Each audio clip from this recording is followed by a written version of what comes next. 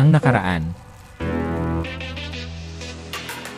Ginamit na nga ni Joke Legion ang kanyang demonic sword at itinutok na niya ito kay Chon Muak. Ngunit kasabay dito ay nawalan naman na siya ng kontrol sa kanyang sarili. At gulat na lang si Charion sapagkat kasali siya sa matatamaan ng ataking ito, at sa mga mata ni Joke Legion ay kitang-kita niya ang pangangamba ni Charion. At nagagalit din naman si Chon Muak dahil sinabi pa nga nito na dapat wala nang madamay pa sa kanilang laban, subalit bigla din namang nawala ang demonic energy at napalitan ng kalmadong enerhiya ang paligid. At nabibigla naman na si Muyong sa ginawa ng ating bida, dahil ang buong akala niya ay hindi na nito makokontrol ang kanyang sarili. At makikita naman na binitawan na nga ni Joke Legion ang demonic sword, at sa pamamagitan nito ay napigilan niya ang matinding demonic energy na sumasakop sa kanyang katawan at isipan. At ito ay pinalitan niya ng isa pa niyang espada, at ito na din ang gagamitin ni Joke Legion upang talunin si Chon Muak. At sa pagkabigla naman ni Charion, ay parabang nakikilala naman niya ang espadang hawak-hawak ngayon ng ating bida, at naaalala pa niya na sinabi ni Joke Legion na hinding-hindi nito gagamitin ang espada ng kanyang ama. Ngunit sa pagkakataong ito ay wala nang ang natitira pang pagpipilian ang ating bida, at ito na lang ang natatanging solusyon na kanyang naiisip. Kaya't kasabay nito ay ginamit na nga niya ang teknik na napapaloob sa espadang ito ng kanyang ama, at hindi din naman inaasahan ni Joke Legion na sa ganitong pagkakataon pa niya ito magagamit. At habang siya ay lumilipad sa himpapawid ay kitang-kita din naman ang liwanag na dala-dala ng espadang ito. At ang gentleman's sword technique ay susunod niyang gagamitin. At sa ilang saglit lamang ay napakabilis nga na tumama ang ataking ito kay Chon Muak, at hindi niya inaasahan na kahit na sa ilang segundo lamang ay hindi niya ito nailagan. At sa kanyang pagkabigla ay hindi na nga makapalagpa si Chon Muak kaya't napapatingin na lamang ito na parabang natutulala. At kahit na si Chon Muak lamang ang target ng ataking ito ay apektado pa din naman ang paligid na nagdahilan ng napakalakas na pagyanig. At habang tinitignan nito ang mga tumatalsik na dugo sa kanyang sugat na natamo ay napapaisip na lang ito at sinasabi niya na kahit nadaplis lamang ang kanyang tama sa kanyang kanang kamay ay parabang hinihigop nito ang lahat ng kanyang internal energy. At dagdag pa nga ni Chon Muak na bakit biglang nag-iba ang enerhiya at ang aura na pumapalibot kay Joke Legion, at ngayon pa lamang siya nakaramdam ng ganitong klaseng energy at nanggaling pa nga sa ating bida. Kaya't patuloy pa din naman ang pagkamangha ni Muyong at niyang lesang sa angking lakas na ipinakita ni Joke Legion. Habang si Charion naman ay hindi maintindihan ang mga nangyayari sa kanya sapagkat hindi nga niya maisip na mayroon palang ganitong klaseng kalakas na teknik. At sa seryosong pagmumukha ng matanda ay sinasabi naman niyang Wayong na ang laban na ito sa pagitan ni Joke Legion at Chon Muak ay magtatapos na. At unti-unti din naman nang nawawala ang napakakapal na alikabok na nakapalibot sa entablado. At makikita din naman na nakababa na nga si Joke Legion matapos ang kanyang napakalakas na atake, at ang mga manonood ay unti-unti na ding nakita sa kanyang likuran. At ang mga tao din naman ay hindi alam kung ano ang nangyayari sapagkat hindi na nila alam na kung saan nanggaling ang sandstorm na ito na pumalibot sa kanila, kung kailan pa magtutuos na ang dalawa kaya't labis na lang ang pagkainis ng mga audience. At napapasabi na lang sa Charion na bumalik na sa dating lugar ang entablado, at sinagot din naman siya ng matanda na dahil tapos na ang formation art na ginamit ni Joke Legion, kaya't bumalik na sila sa katotohanan. At napapasigaw din naman ang isang manonood sa kanyang nakikita, at parang pamilyar siya kung sino ito. At ang nakikita nga ng lahat ay ang Nameless Traveler na nakaluhod na at sugatan, at dagdag pa nga ng mga tao na ngayon pa lang nila ito makikita ng walang suot na salakot sa kanyang ulo. At matutunghayan na nga nila ang totoong pagkatao nito sa haba ng panahon ng kanilang pagsusubaybay dito. Ngunit bigla din namang lumapit si Joke Legion at iniabot nito ang salakot ni Chon Muak upang patuloy nitong maitago ang kanyang pagkatao sa mga tao. At sa napakaraming dugo na lumabas sa kanyang katawan ay medyo hindi na nga ito makagalaw ng maayos. At napapaisip na lang din si Chon Muak na kung itinuloy ni Joke Legion ang teknik na yon ng walang pag-aalinlangan kamakailan lang, ay siguradong mamamatay siya sa napaka-brutal na paraan. At habang tinatanggap din naman niya ang inaabot na salakot ni Joke Legion, ay biglang napasabi si Chon Muak na siya ay nanghihinayang at hindi nito nakita ang 7th form ng 9 Calamities Demon Blade Forms. Kaya't sa kanyang isipan ay sinasabi nito na bilang isang miyembro ng demonic cult na ang mamatay sa 9 Calamities Demon Technique ay napakalaking karangalan para sa kanila. Ngunit sa ngayon ay nagsalita na nga siya at sinasabi nito sa lahat ng mga tao na siya ay natalo sa kanilang paglalaban. Kaya't ikinagulat din naman ito ng mga manunood at hindi nila inaasahan na sa isang iglap lamang ay matatalo ang Nemo's Traveler at ito pa nga ang nagsabi galing sa kanyang bibig. At kahit na ang Southern Peak Alliance ay nagugulat sa ganitong resulta ng laban at hindi nila inaakala na si Joke Legion ang mananalo. At si Sol Byokwa na naghihinala ng malakas nga talaga si Joke Legion ay nabibigla pa din sa napakabilis na pagkatalo ng Nemo's Traveler. At ang Northern Heaven Supreme Family ay hindi maipaliwanag ang mga nararamdaman sapagkat mayroon pa palang isang taong nagtataglay ng ganitong klaseng kapangyarihan. At si Charion ay tuwang-tuwa naman matapos ang kanyang pangangamba at muntikan pa nga itong mamatay. Ngunit sa ngayon ay nakikita na niya kay Joke Legion na mas kontrolado na nito ang kanyang kapangyarihan. At ini-announce na nga sa buong madla ang nanalo sa Heavenly Dragon Grand Tournament at ito ay walang iba kundi si Joke Legion. Kaya't dahil dito ay hindi naman magkamayaw ang sigawan at hiyawan ng mga tao. At sinasabi pa nga nila na siya na yata ang pinakabatang nanalo sa kompetisyong ito, at dagdag pa nga ng iba na mayroon ng bagong bayani na ipinanganak sa mundo ng martial arts, at ito ay nagngangalang si Joke Legion. At sa patuloy na pagsigaw sa pangalan ng ating bida ng mga tao, ay bigla din namang napapaisip si Joke Legion sa lahat ng kanyang mga ginawa. At tinitignan nito ang espada ng kanyang ama na hawak-hawak pa ng kanyang kanang kamay, at kahit na ipinangako nito sa kanyang sarili na hindi niya tatangkaing gamitin ito ay nagawa pa din niya. At kinagabihan matapos ang tournament ay nagkaroon din naman ng pagsasalo-salo para sa nanalo at napakarami din namang mga tao ang dumalo at inimbitahan.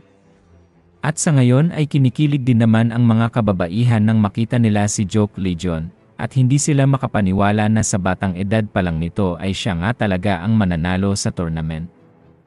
At lumapit na nga ang mga babaeng ito sa ating bida at binabati siya sa kanyang pagkapanalo at sabi pa nga ng isa na may nagsabi na ba sa kanya na sobrang gwapo nito sa malapitan at nabibigla din naman si Charion sa biglaang pagsikat ni Joke Legion.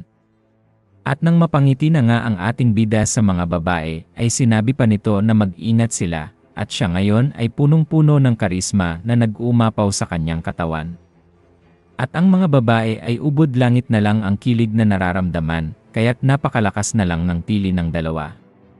At sinasabi pa nga ni Charion sa kanyang sarili na talagang ang sikat na si Joke Legion, at siya ay naiilang na lang na sumama dito sa atensyong nakukuha ng ating bida. Ngunit bigla din namang ibinaling ni Joke Legion ang kanyang pansin kay Charion at sinabi nito na magpapakabusog sila ngayon hanggat sumabog ang kanilang mga tiyan. Ngunit nag-aalala din naman ang babae sa kalagayan ni Joke Legion sapagkat wala pa nga itong pahinga at ang kanyang mga sugat na natamo ay medyo malala din ngunit sa pangiting panunukso ni Joke Legion ay sinasabi pa nga nito na kung nag-aalala ba si Charion sa kanyang kalagayan. At nag-aalangan din naman sumagot ang babae sa panunuksong ito ng ating bida. At kasabay dito ay bigla din namang sumulpot ang leader ng Northern Heaven Supreme Family na si Mchonsi. At hinahanap nga nito si Charion sa gitna ng napakaraming tao sa pagsasalo-salong ito. At nagbigay galang din naman agad si Charion sa kanya, at sinasabi pa nga ni Mchonsi na gusto niya itong makausap ng masinsinan. At walang ano-ano ay sinabi nga nito na mayroon siyang proposisyon kay Charion, at naniniwala si Mchonsi na siya ay magiging magandang kapareha ng kanyang anak na si Imhagi. Kaya't sa mga proposisyong sinasabi ni Mchonsi ay wala din naman agad itong naibigay na kasagutan sapagkat nabibigla nga si Charion sa biglaang pagsulpot nito sa kanyang harapan. At napapaisip pa siya na kung ang batang prinsipeng iyon na si Imhagi ang ipapareha sa kanya, ay hindi din naman ito nakakausap ng babae, kahit na isang beses man lamang at wala siyang maisip na dahilan kung bakit gusto ni Im Chonsi ang ganitong proposisyon. At ang mga tao naman sa paligid ay nagbubulong-bulungan at sinasabi pa ng isa na kung ang ibig sabihin ba nito ay nagpaplano si Im Chonsi na magkaroon ng kasalan sa gitna ng Northern Heaven Supreme Family at sa Righteous Sword Sect.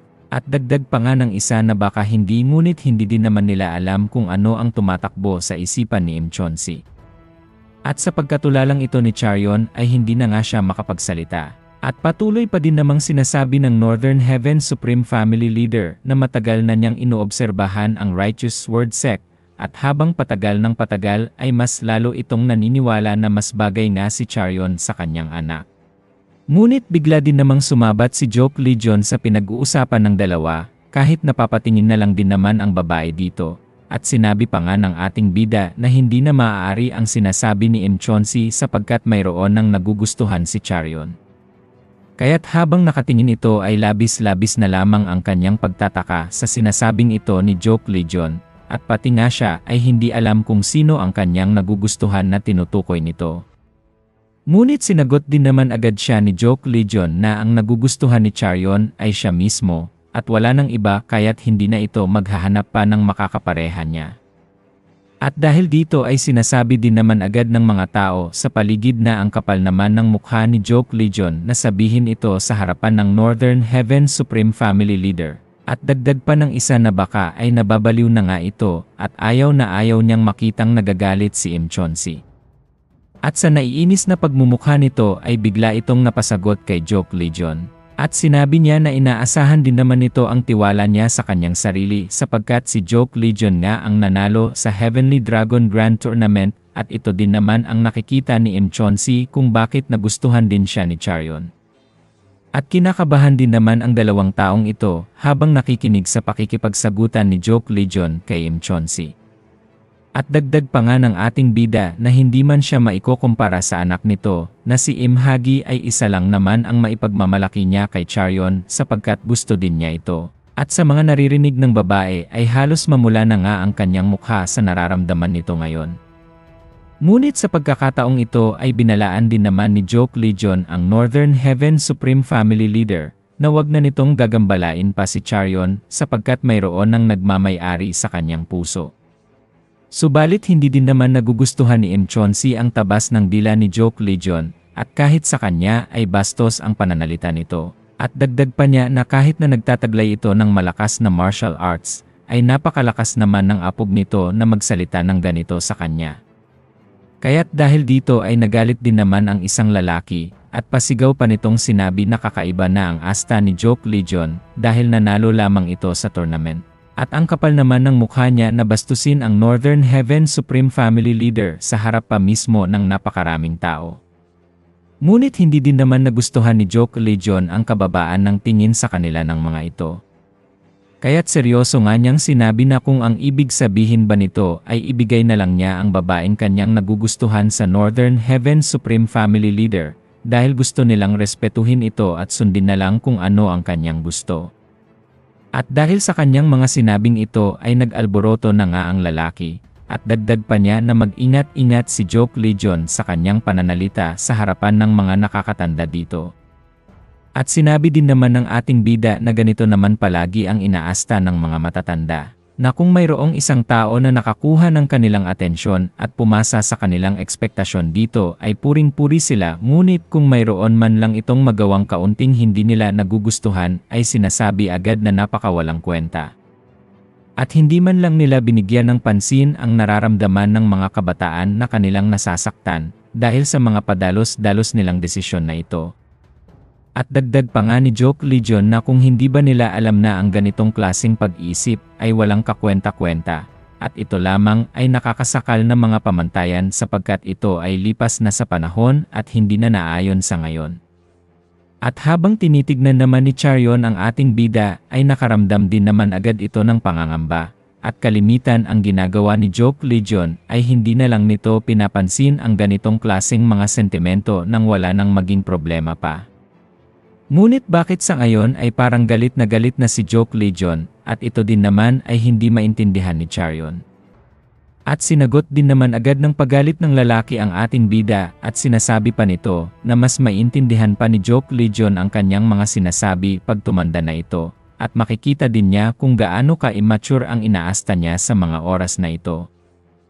Ngunit sinabi din naman ng ating bida na nagdududa itong tatanda siya ng paurong kagaya niya at nagalit naman ito sapagkat inulit pa nga ng lalaki kung siya ang tinutukoy nito.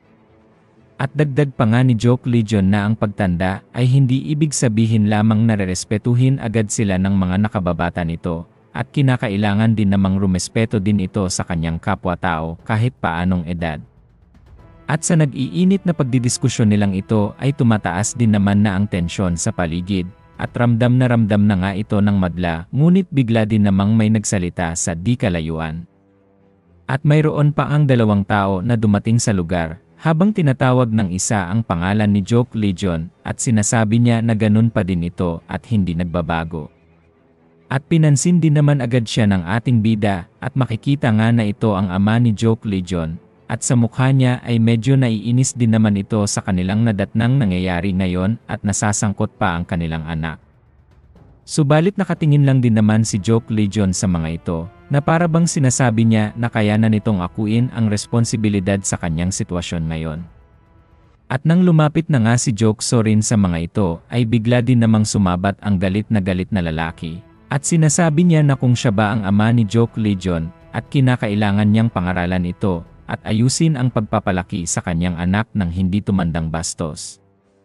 Ngunit sa mga tingin naman ni Joke rin ay para bang wala din naman itong pakialam sa kanya. At sa likuran niya nito ay biglang nagsalita ang ina ni Joke Legion na wag na itong magsasalita at takpan na lang ang bibig ng lalaki kung walang kwenta lamang ang kanyang mga sasabihin. At dagdag pa niya na ang mga matatandang katulad nila ay dapat lamang na umupo na lang sa gilid at isipin ang kanilang mga gagawin sa mga natitira nilang oras habang nabubuhay. At dahil dito ay wala nang pagsidlan ang galit na nararamdaman ng lalaki. Subalit patuloy pa din namang naglalakad ang ina ni Joke Legion papalapit sa kanila. At napapatingin na lang din ang leader ng Northern Heaven Supreme Family sa babae. At medyo nagugulat din naman ito sapagkat mayroon siyang pakiramdam na medyo pamilyar ang mukha nito. At napasulyap din naman agad si Charion sa ina ni Joke Legion at hindi niya mapigilang mamangha sa tinataglay na aura nito. Habang sinasabi din naman ng babae na hindi niya gusto ang mga nangyayari ngayon kaya't siya ay sasali sa kung ano ang kanilang pinagdedebatihan. At napapangiti na lang din naman si Joke Legion sa ginagawang ito ng kanyang ina. At alam naman niya na ipagtatanggol siya nito kahit na sino pang mga tao ay babanggain nito para sa kanya. At makikita din naman na napakaganda nga ng kanyang ina at nag-uumapaw pa ng karisma. At galit pa nga nitong sinasabi sa lahat ng mga nagtatangkang umapi sa kanyang anak na huwag nila itong duru-duruin kung ayaw nilang magantihan ng isang galit na ina.